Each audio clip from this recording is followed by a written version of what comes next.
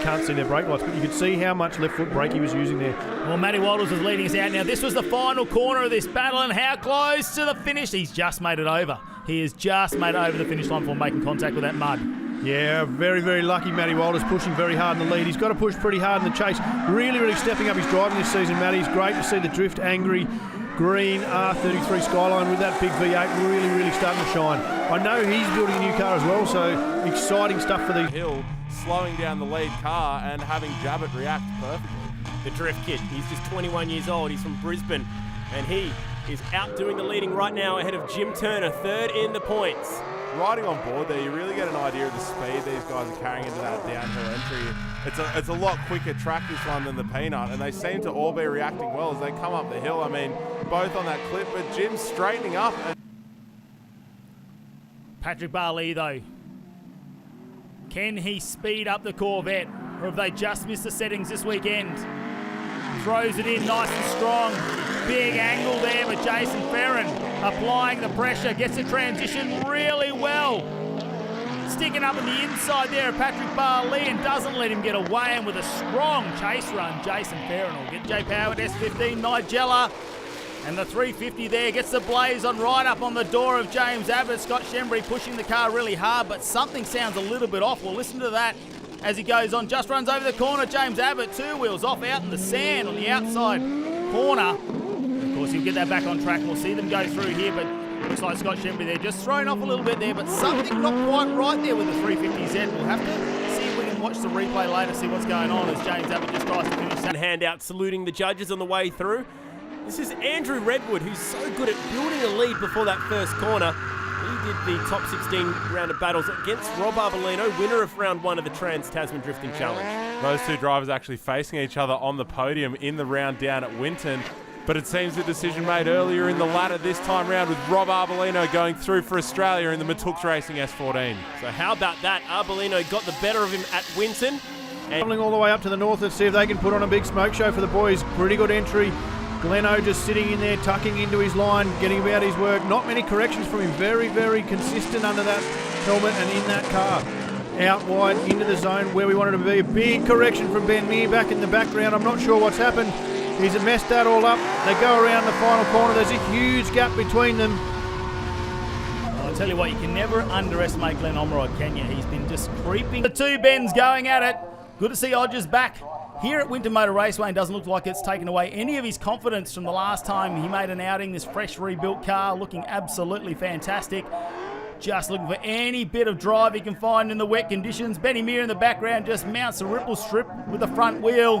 And Odgers, you can hear him on and off the throttle. But you can't overcome the big V8 of Benny Meir in the background, the 311 motorsport car. On his door in 2016. Oh, a little bit of a straighten up through the first corner, but Cerrone's not really close enough to punish him for it. Yeah, twin SR20 powered 180SXs almost getting rare in Australian drifting with the amount of engine swaps going on, but these guys staying true to that hero little four-cylinder, and doesn't it seem to be working for Shembry, leaving Steve Cerrone behind a little bit in that lower section of the track, but to be fair, probably got about half the kilowatts under the bonnet. But Alex Sharker right behind him. Looking good. Alex a little bit oh no!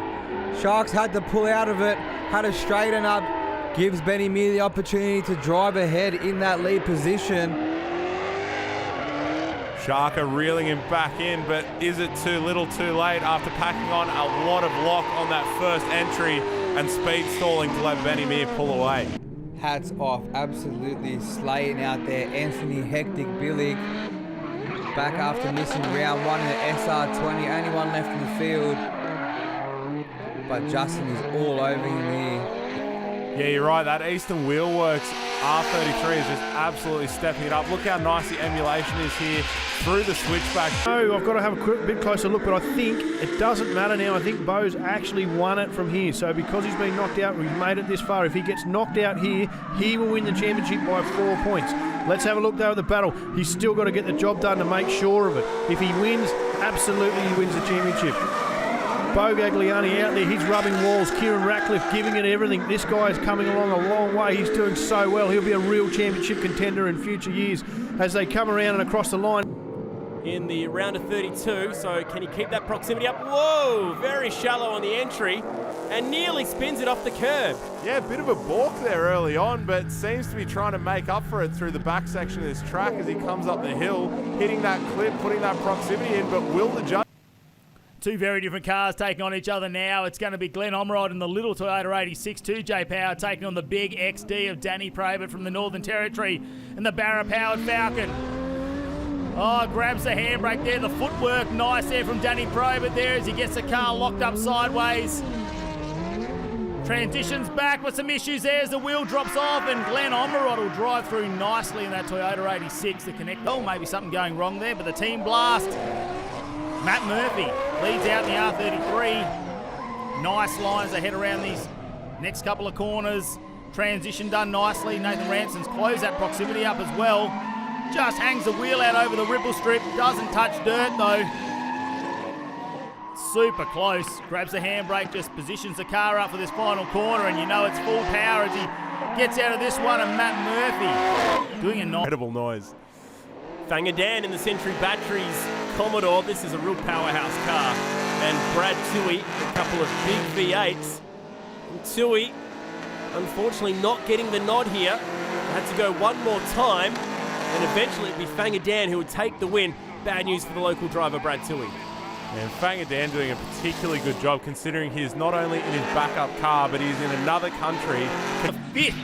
What can he do to Levi Clark, who we know has won so many battles before over his years of drifting? Jin gets out nicely here. You can see not quite big angle as they come out of that first corner. Switches it back. Levi Clark just giving him enough room to change the angle, get the switch done.